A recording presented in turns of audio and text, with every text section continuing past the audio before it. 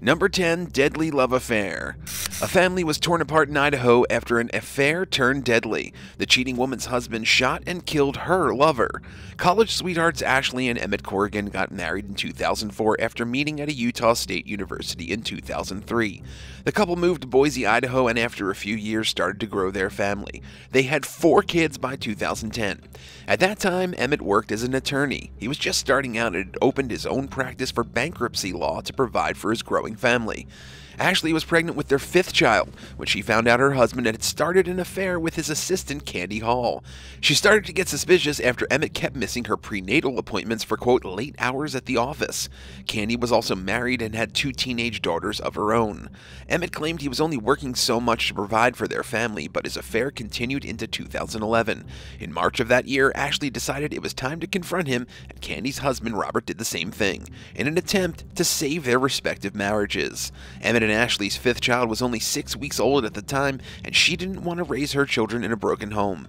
Things took a deadly turn later that night when Candy and Emmett met up at a Walgreens to have sex nearby in a subdivision. Robert followed them to the store and was waiting with a gun. The 2 men got into a heated argument in the parking lot, and Emmett was killed after Robert shot him twice, once in the head and once in the chest. After killing Emmett, Robert turned the gun on himself but survived when the bullet, quote, only grazed his head. He suffered a concussion from the gunshot, which caused him to have amnesia. He insisted he didn't remember what happened that night, but was still convicted of second-degree murder in 2012. For his crime, Robert was sentenced to 17.5 years in prison. Number 9, The Black Widow. Lydia Southard is often considered Idaho's first female serial killer. In the early 1900s, Lydia lived in Idaho, where she got her nickname the Black Widow. She married 6 men and killed all of them to collect the life insurance money. She first married Robert C. Dooley and had her only child, a daughter named Lorraine. The couple lived with Robert's brother Edward until 1915. Little Lorraine unexpectedly passed away, and then shortly after, Edward was also found dead. Later that same year, her husband died, leaving Lydia all the money. Only 2 years later, Lydia married another victim, William G. McCaffell. The two moved to Montana, where they lived for over a year before William passed away in 1918. The cause of death was labeled as, quote, complications of influenza. She continued her killing spree when she married a 3rd man, Harlan Lewis, in 1919 while living in Montana. She seemed tired of waiting, and Harlan was dead after only 3 months of marriage. To avoid suspicion, she moved back to Idaho, where she married a chemist named Earl Dooley. Earl was found dead a month after the wedding. Eventually, her husband's untimely deaths caught the eye of the police, and tests were performed on the deceased victims' bodies. All of the men had traces of arsenic in their body, which is extremely poisonous. Lydia fled the state and went to California while the investigation was ongoing. While hiding from police, she somehow managed to marry another man, Paul Southard. She tried to convince Paul to take out a large insurance policy, but since he was covered by the military, he declined. Thanks to Paul's work, the couple moved to Hawaii, where police finally caught up to the killer. Lydia spent the rest of her life in jail, and rightly so. Number 8, The Snake River Killer. In the late 70s, a string of disappearances happened in Lewis-Clark Valley. From 1979 to 1982, people were vanishing left and right, and law enforcement had no clue what was happening. The first victim was young Christina White, who was only 12 years old. She was last seen at the country fair when she never returned home. After the first disappearance, 4 others had the same fate. In 1981, 22-year-old Kristen David was riding her bike from Moscow, Idaho to Lewiston, Idaho, and never finished her trip. Her remains were found in a garbage bag by a fisherman in the Snake River 8 days later. In September 1982, stepsisters Jacqueline Miller, who was 18 years old, and 21-year-old Christina Nelson went missing after walking to the grocery store near their home. Christina left a note for her boyfriend at the time, letting him know that they would be back soon. This wasn't the case. On the same night, 35-year-old Stephen Pearshaw also vanished after getting dropped off at the Lewiston Civic Theater to do laundry and practice his clarinet. Police originally thought the 2 girls and Stephen left the area to join a cult. Unfortunately, the stepsisters' bodies were found on a hillside off the highway about 40 miles or under 65 kilometers outside Lewiston. The official reports labeled their deaths as homicides, and the perpetrator is now known as the Snake River Killer. Only 3 of the bodies were ever discovered, and as far as who the murderer was, it's still a mystery. Number 7, Evil Ex-Wife. 20-year-old Vernon Jensen lived in Boise, Idaho, where he was studying to become a respiratory therapist. He was going through a rough divorce and having a hard time. He thought things were finally turning around for him when he met Vicki Jensen, a nurse from the hospital he worked at. During their long shifts, the two became quite close, and he opened up to her about his divorce. Vicky was a divorced mom with a 4-year-old son, and after a while, Vernon decided to take her on a few dates. They only had gone out a few times, so Vernon didn't consider what they had to be a serious relationship. Vicky saw things differently. While Vernon was away with friends one weekend, she called his home and spoke with his mother. She admitted to calling every Jensen in the phone book until she got the right house. After this invasion of privacy, she said she was his girlfriend. At the time, Vernon just landed a job in Twin Falls, Idaho, about 2 hours away from Boise. He didn't ask her. Instead, Vicky decided she was going with him. Once Vernon's divorce was final, she told them they were going to get married, and they did. Not long after the wedding, Vicky became verbally and physically abusive. Vernon knew something was really wrong after she made plans to kill his ex-wife. She brought insulin home one day and said, quote, "I'm going to take care of it." He stopped her by grabbing the insulin and syringes and throwing them in a dumpster where she wouldn't find them. This was the last straw for Vernon, so the two separated. While working extra shifts to pay for a divorce lawyer, he met Alita Diane Ray, who was a nurse's aide at his new job. The two hit it off, and Alita was completely opposite of Vicky. She was extremely caring, and Vernon fell in love with her smile. After the couple moved in together, they started to see Vicky following them around. He planned to move far away in order to start his new life with Alita, but he didn't act fast enough. On September 9th, 1999, Vicky, 14-year-old niece, and the teen's boyfriend held a gun to Alita's head while Vernon was at work. Vicky then gave her a lethal injection of methamphetamine and insulin to kill her. Alita's 3-year-old daughter witnessed the crime and was left alone with her mother's dead body. Vicky was later arrested and charged with first-degree murder. She is now spending the rest of her life behind bars. Number 6. Coeur d'Alene Killer. In May 2005, serial killer Joseph Edward Duncan murdered Brenda Graney, her teenage son Slade, Brenda's boyfriend Mark McKenzie, all after sneaking into their home in Coeur d'Alene, Idaho. After killing the family, he kidnapped the mother's son and the boy's 8-year-old sister, Shasta. He took the children into the Montana wilderness where he physically tortured them for weeks before killing Dylan, who was only 9 years old. Luckily, Shasta was spotted in a restaurant with the man where he was reported and arrested. The girl was saved, but the emotional trauma she endured would last the rest of her life. After being taken into custody, Duncan also confessed to murdering 10-year-old Anthony Martinez while he played at a neighbor's yard back in 1997. Duncan originally tried to grab Anthony's younger brother, but when he tried to stop him, the killer took him instead.